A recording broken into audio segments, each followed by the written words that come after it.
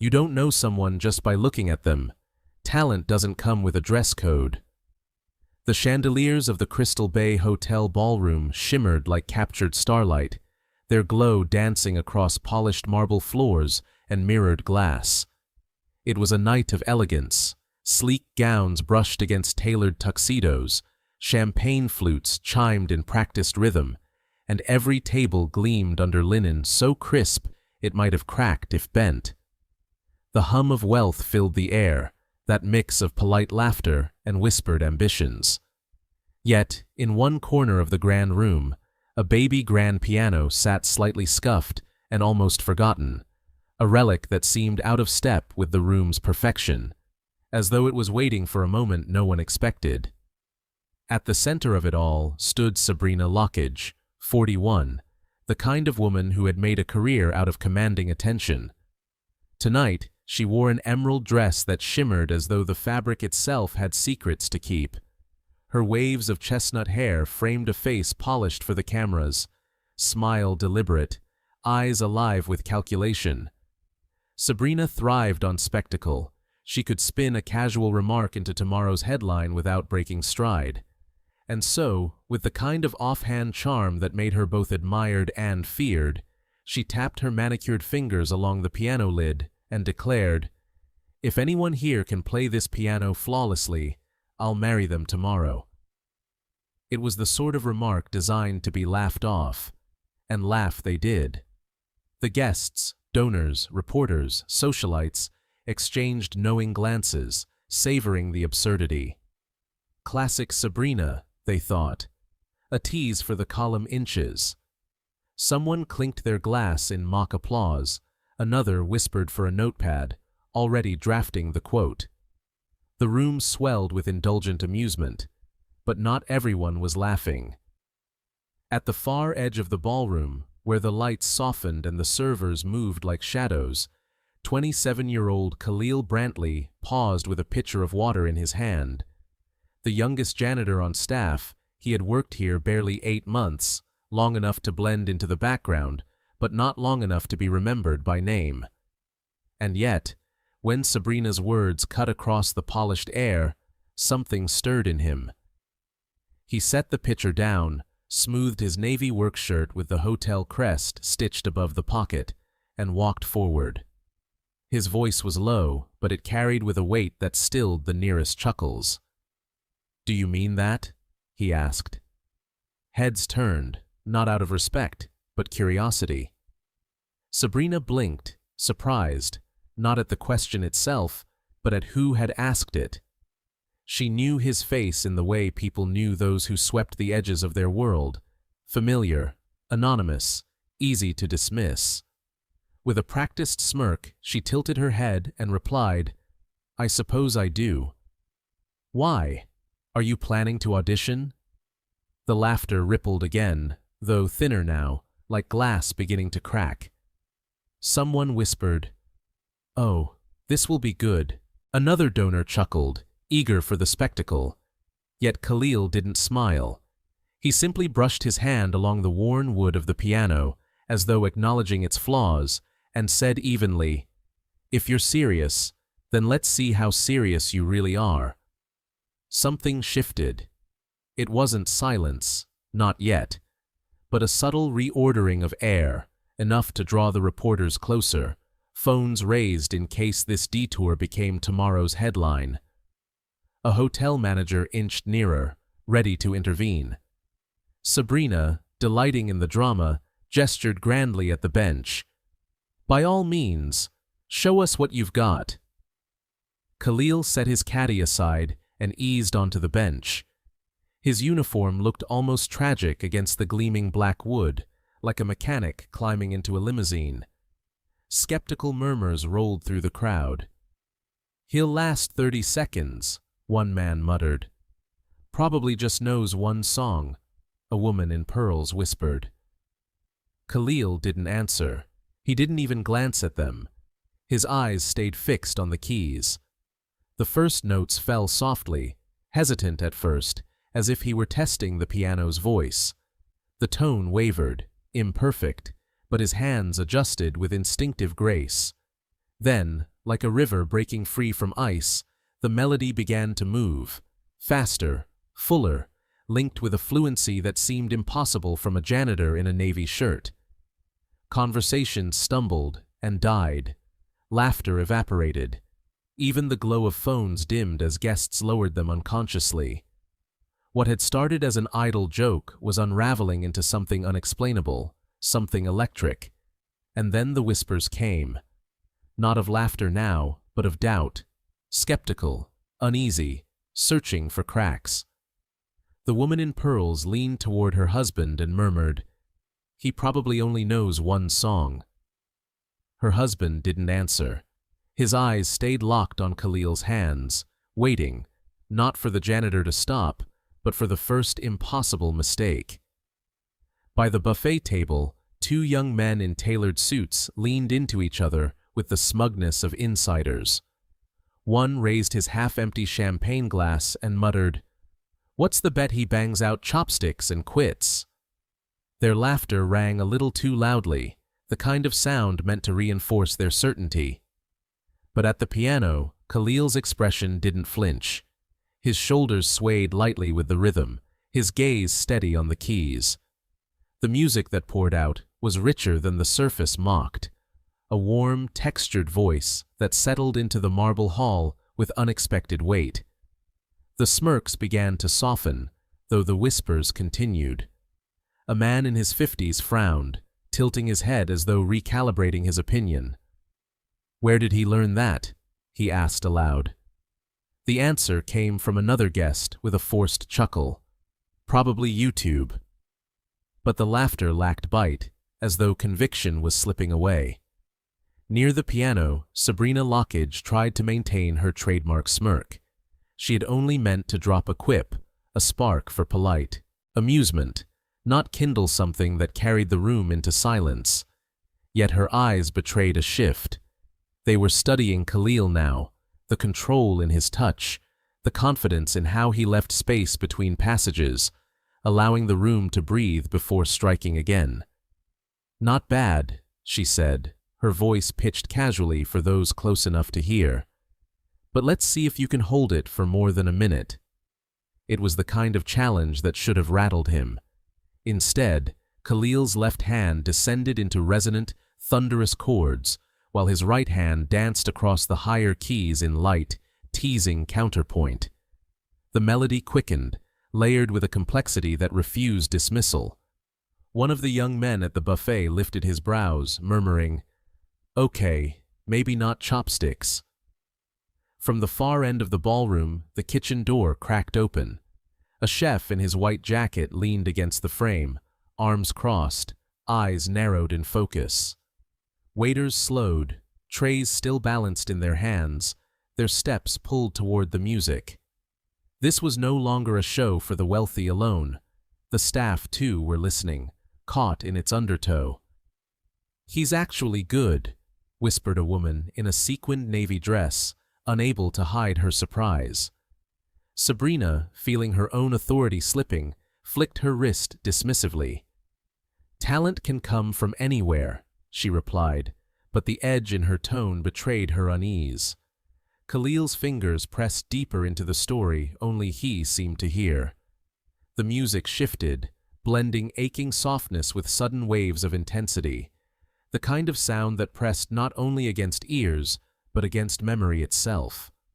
One man muttered from the edge, "Bet he still can't read sheet music."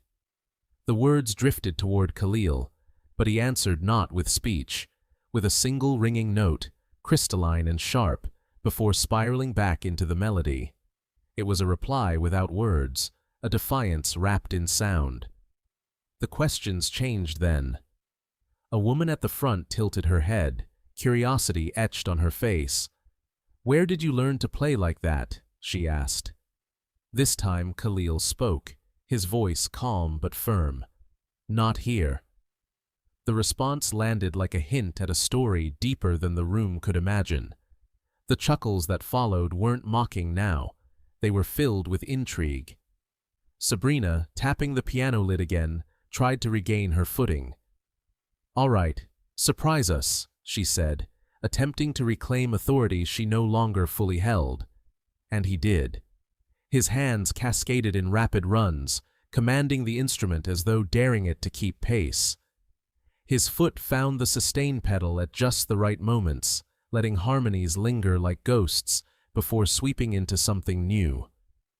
The chatter thinned, the smirks dissolved, and even the skeptic in the gray suit sat straighter, silenced by what he could no longer dismiss.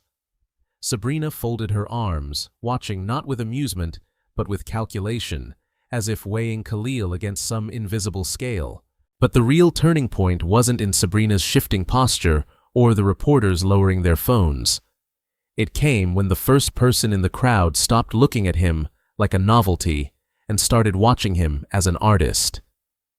Khalil's fingers glided as if they had always belonged to the keys, fluid yet precise, like water cutting its own path downstream. His eyes never left the piano, but his mind was clearly elsewhere, some distant place only he could see.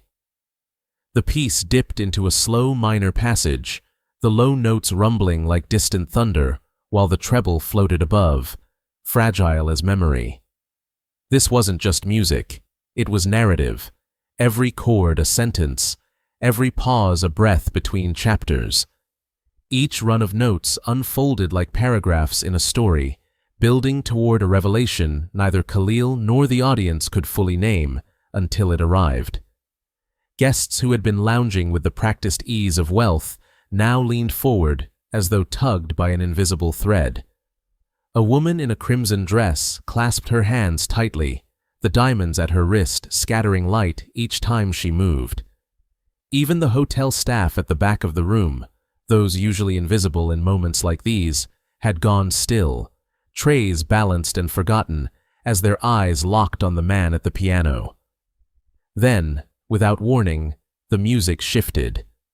Khalil's right hand exploded into a storm of sharp, crystalline notes, while his left hand rumbled beneath, laying down rolling bass lines that shook like distant thunder.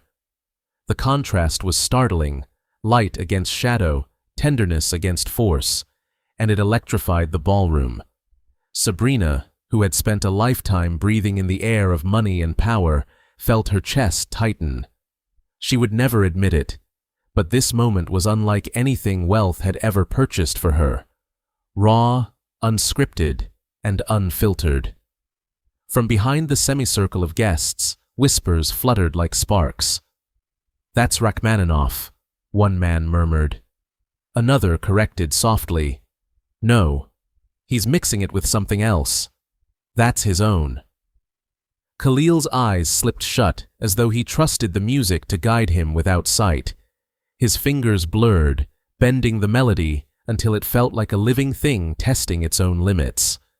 For those listening, it was impossible to tell whether they were hearing a forgotten classical masterwork or something entirely original. All they knew was that it pulled them in deeper.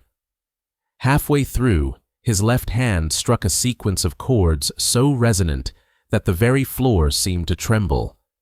The sustain pedal caught and held the vibration, sending it crawling under shoes and across the polished marble. Guests shifted instinctively, some glancing down as though the sound came not from the piano, but from the room itself.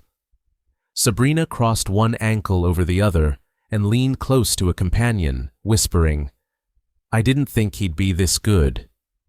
But the woman beside her only nodded, her eyes never leaving the keys. The music softened, retreating into something almost fragile. The new passage was intimate, like a lullaby stolen through a half-open door late at night. The silence around him became part of the piece.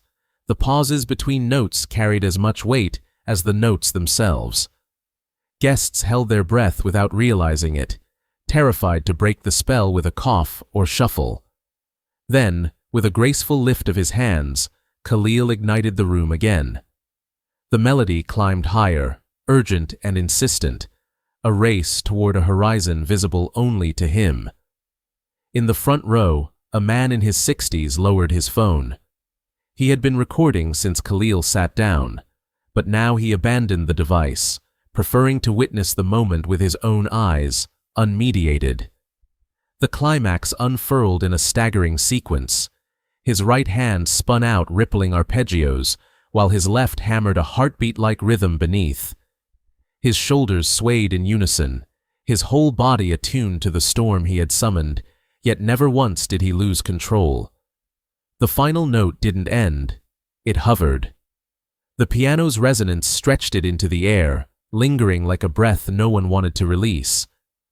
Khalil let his hands rest on the keys, head bowed, holding the silence long enough for the audience to feel the absence when the sound finally faded. And then the room erupted. No polite applause this time. Cheers, whistles, clapping that rolled on longer than any toast of the evening.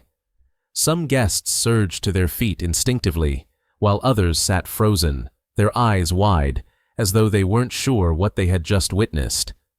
Sabrina clapped along, though her mind churned. She had tossed out a challenge for amusement, expecting a laugh and a quick dismissal. Instead, she had watched a janitor seize command of a room full of millionaires and leave them stunned. Stepping forward, her voice was softer now, almost reverent. "That wasn't what I expected," she admitted, eyes searching his face for something she couldn't yet name. Khalil finally looked up, calm and steady. "Most things worth remembering aren't," he said. The response rippled through the crowd in low murmurs of approval, not loud, but genuine. Conversations sparked at once, breaking the applause into dozens of hushed, animated exchanges, as if everyone were struggling to process the same impossible event. Sabrina lingered by the piano, her control over the night slipping like sand through her fingers. For years she had shaped stories to fit her image, but now, for the first time, she felt the narrative pulling away, carried by someone else's hands. That was when a woman in her 50s, draped in a silver wrap that shimmered against her gown, stepped out of the crowd and approached the piano. She smiled warmly at Khalil, her voice carrying with the clarity of someone used to being heard. "Young man," she said, pausing as if to choose her next words with care. "Where did you learn to play like that?" the woman in silver asked, her voice soft, with wonder. Khalil rested his hands quietly in his lap, his breathing still even after the storm he had unleashed. "At home," he said simply. "Old upright my mom bought for $50 from a church down the street. Keys were chipped, a couple didn't work, but it was enough to teach myself." The woman's smile deepened, touched by the humility in his answer. From the side, a tuxedoed guest leaned in with a smirk that wavered between curiosity and condescension. "So, no conservatory, no professor, no training, just figured it out?" Khalil looked up briefly, his voice calm but cutting. "Figuring it out is the training." A ripple of laughter rose, but this time it wasn't mocking. It was genuine. Even Sabrina, who had built her reputation on controlling every moment, cracked a reluctant smile. The hotel's general manager stepped forward, his salt and pepper hair glinting under the chandeliers. Placing a hand on Khalil's shoulder, he asked, "You've been here how long?" 8 months, Khalil replied evenly. "And you've been hiding this the whole time?" The answer was steady. "I wasn't hiding anything. No one ever asked." The words hung in the air like a reprimand, heavier than anyone expected. Several guests shifted uneasily, reminded of how easily they overlooked those who lived in the margins of their vision. Sabrina tilted her head, her tone light, but her eyes calculating. "You know, I think you've just made me break my own rule." Khalil turned slightly toward her. "What rule?" She let the corner of her lips curve upward. "Never be upstaged at my own event." The laughter that followed was warm now, free of the earlier smugness. Respect, or at least curiosity, had replaced condescension. A reporter from the Charlotte Observer eased forward, phone raised. "Khalil, could I get a quick video? Your name, where you're from? This is going to get a lot of attention. Khalil hesitated, then shook his head. I'd rather let the music speak for itself. The reporter blinked, surprised, then nodded and stepped back. From the rear of the room, a voice called out, "Play another one."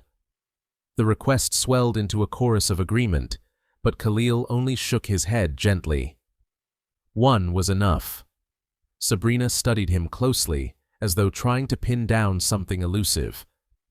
"Then I suppose you'll be leaving everyone here wondering." Khalil rose from the bench. Instinctively, the crowd parted to make way.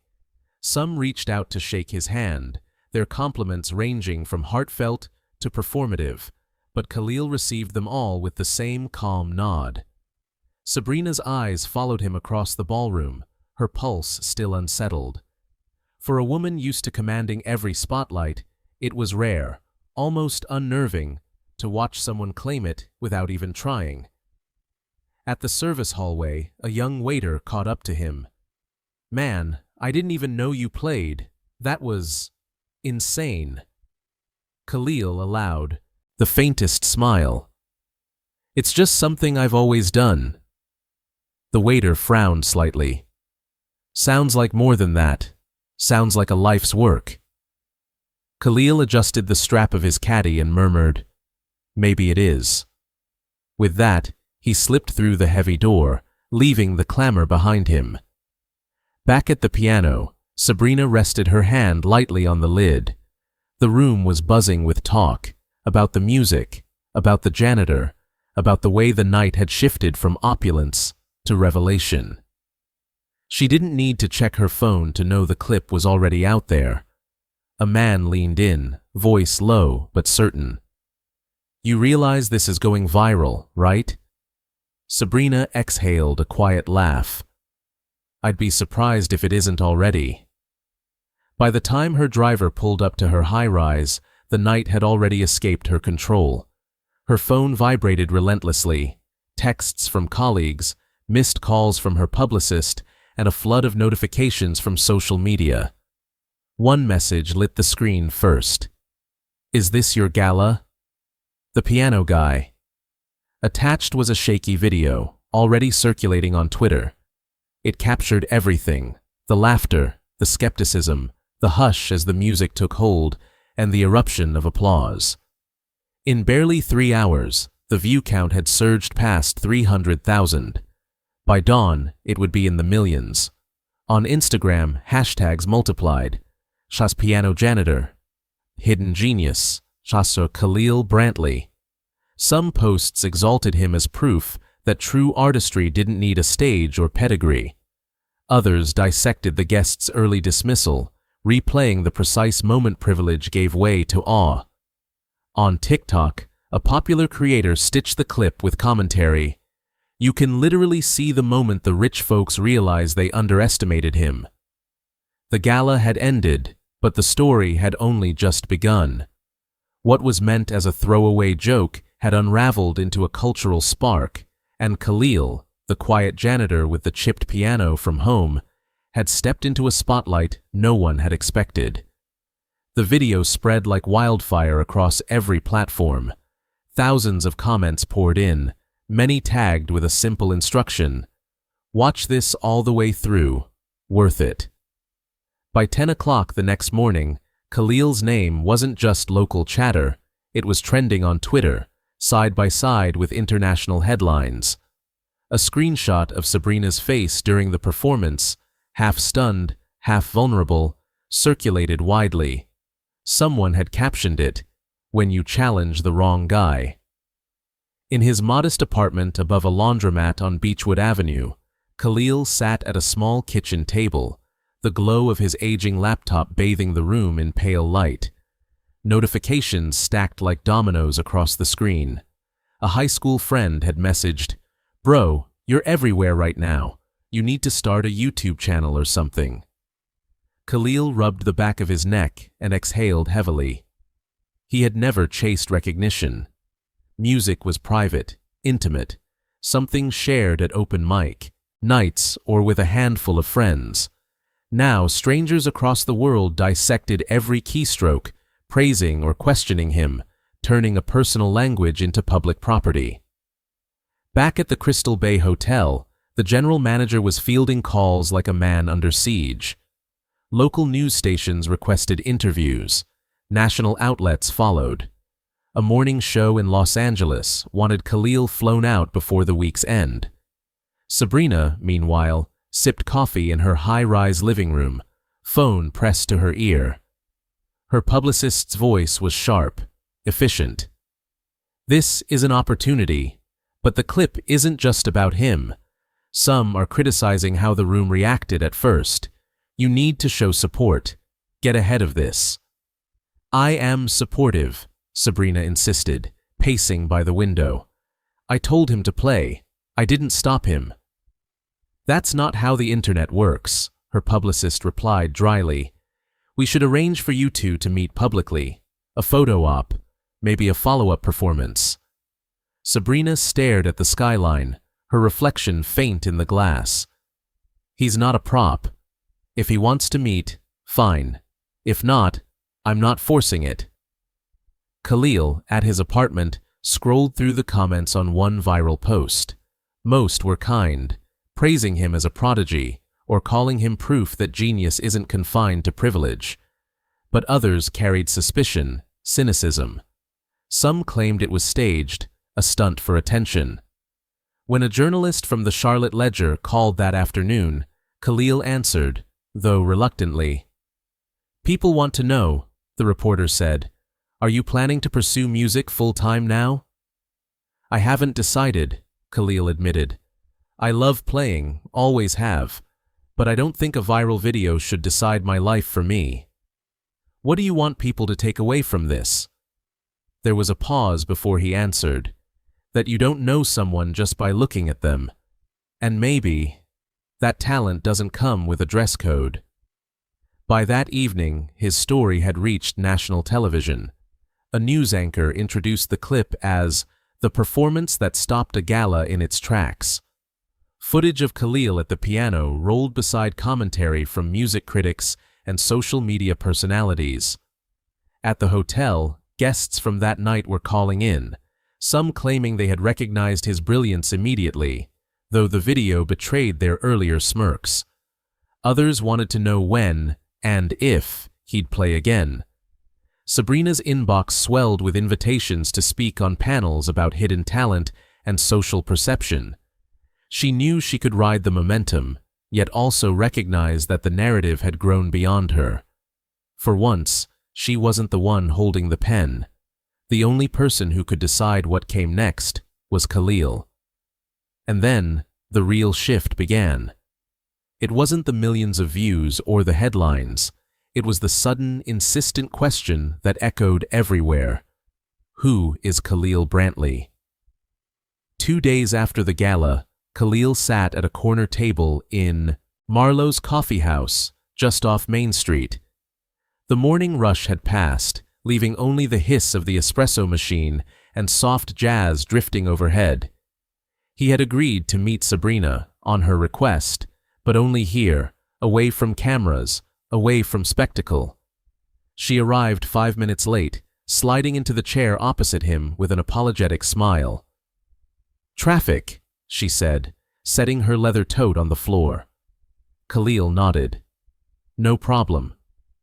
For a moment, silence settled between them, filled only by clinking cups and the low murmur of other patrons. Then Sabrina leaned forward, her elbows resting on the table, her voice stripped of its usual theatrics. "I owe you an apology," she said simply. "That night, I turned you into a joke without even thinking, and you turned it into something I couldn't have predicted." Khalil's gaze stayed steady, calm but unyielding. "I didn't do it to prove you wrong." "I know," she replied, her expression tightening, "which makes it even more embarrassing for me." Khalil let out a breath, not quite a laugh, more like the sound of someone who had carried the weight of dismissive words before. "You were just talking," he said quietly. "People say things without realizing how they sound. I've been on the receiving end of that before." Across the table, Sabrina stirred her coffee, the spoon tapping against the porcelain like a metronome. She lifted her gaze. "You're playing. It wasn't just good. It was lived in, like you've been carrying it for years." "I have," Khalil answered. "Started when I was 10. My mom picked up an old upright at a church sale for $50. Keys were chipped. A couple didn't even work. But it was enough." He paused, his fingers absent-mindedly tracing the handle of his mug. "She didn't play herself. She just thought maybe I could. Guess she was right." "What about lessons?" Sabrina asked. "Couldn't afford them. I learned by listening, copying, messing up, trying again. Sometimes I'd sneak into the community center on Saturday mornings. They had a decent upright. I'd play until the janitor kicked me out." Her lips curved into a faint smile. "And now you're the janitor." Khalil grinned at the irony. "Yeah, funny how that works." Her expression softened, genuine now. "Why not pursue it professionally?" He leaned back, wrapping both hands around his coffee cup. "Life happened. My mom got sick when I was 17. Bills stacked up. Music doesn't pay unless you're lucky or know the right people. So I took the jobs that kept the lights on. Piano. It stayed with me. But it's always been mine. Private." Sabrina considered his words, her voice lowering. "That performance meant something to people. I've gotten messages already. Strangers saying it reminded them of their fathers, their childhood, dreams they'd let slip away." Khalil looked out the window at the passing cars, the people, hurrying with paper bags and coffee cups. "That's nice, but I don't want this turning into some charity story. I'm not looking for someone to save me." "I'm not offering to save you," she said firmly. "I'm asking if you want a stage, the kind you deserve." His eyes met hers again, searching. "And if I don't?" "Then nothing changes," she replied with a shrug. "You keep playing when you want, where you want. But you've got an opening right now most people never get.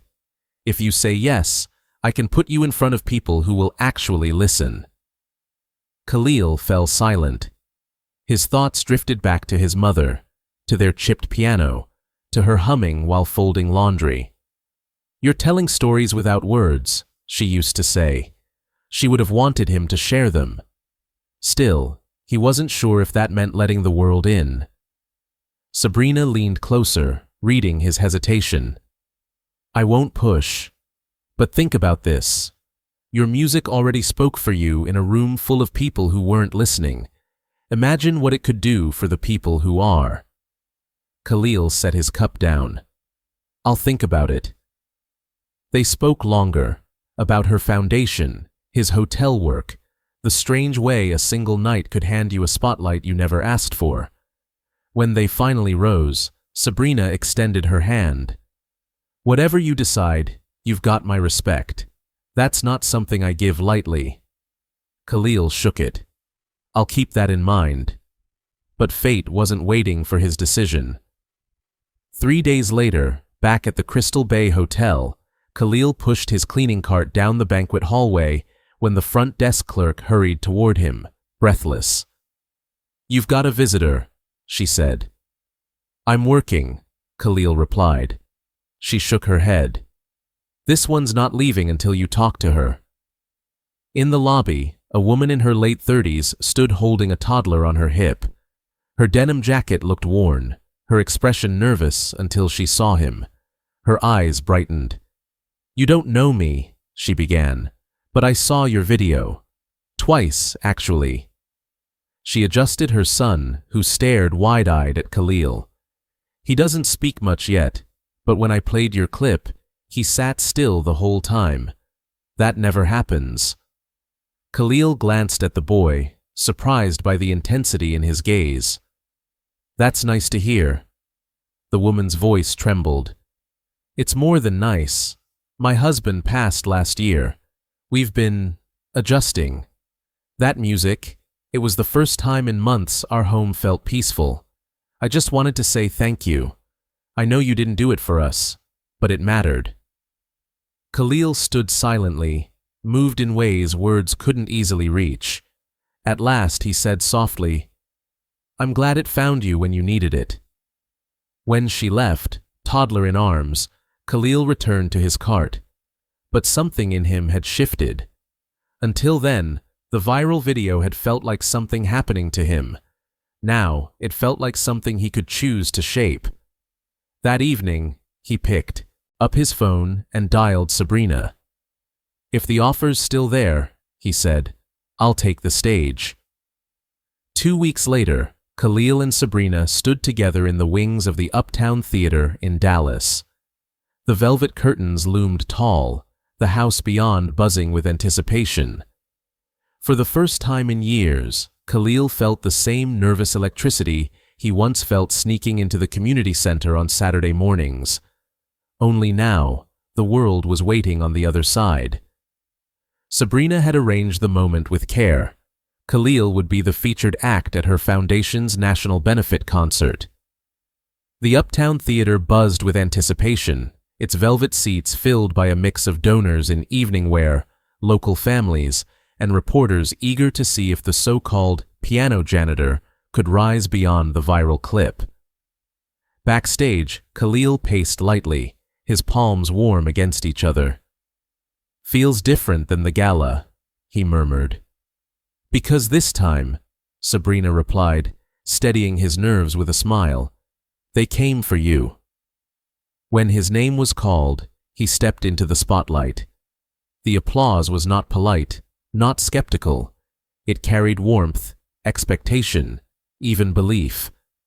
He sat at the gleaming Steinway Grand, fingers hovering for a breath, and then the first notes spilled out. His opening piece was his own, a blend of gospel's soul-deep warmth and classical's sharp precision. The melodies swelled and receded like ocean tides, carrying the audience with them. Soon the theater fell into that rare silence, the kind heavy with attention, where every cough is stifled, every breath measured so as not to disturb the spell. When the last note faded, the applause thundered in instantly, a wave that broke against the stage and rolled back again. Khalil spoke only briefly between pieces, his voice calm but resonant. "Most people will only ever know you by what they can see in a few seconds. But that's never the whole story. We all carry something bigger inside us. Sometimes you just need the right moment to let it out." His words hung in the rafters, as intimate as the music itself. For 40 minutes, he played, sliding between improvisations and fragments of his own story, stitched into melody. He ended with the same piece that had silenced the gala. Only this time, there was no doubt, no smirking anticipation. The ovation was immediate, everyone on their feet, clapping, cheering, some even with tears they didn't expect. In the wings, Sabrina clapped hardest, a genuine smile that admitted she hadn't just sponsored a performance, she had witnessed a transformation. Afterward, in the lobby, guests pressed forward, not just with compliments, but confessions. One man spoke of a guitar long abandoned in his attic. A woman recalled giving up her violin when bills demanded her attention. Others shared dreams they had folded away, voices they had muted because life had told them it wasn't practical. Khalil listened to them all, realizing something profound. His music was no longer only a private refuge. It was a bridge, an unexpected thread connecting strangers who had once believed they were alone. Outside the theater, beneath the glow of marquee lights, Sabrina caught up with him. "You know," she said, almost gently, "you could make this a career if you wanted." "Maybe," Khalil replied, his tone reflective. "But even if I don't, I've learned something." "What's that?" she asked. "That what you carry matters, even if no one sees it right away, even if they laugh first."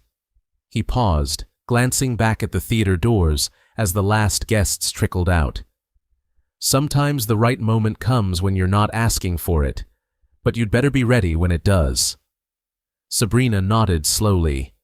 Then, I guess the rest is up to you. Khalil smiled faintly. Always has been. The night air was cool as he walked toward the waiting car, the city humming quietly around him.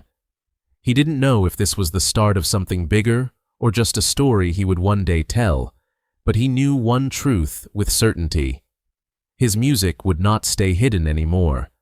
And if you, too, have been holding on to something you love, whether it's music, writing, painting, or any other gift, don't wait for the perfect stage. Share it. Let it be seen. Because you never know whose life it might change, including your own.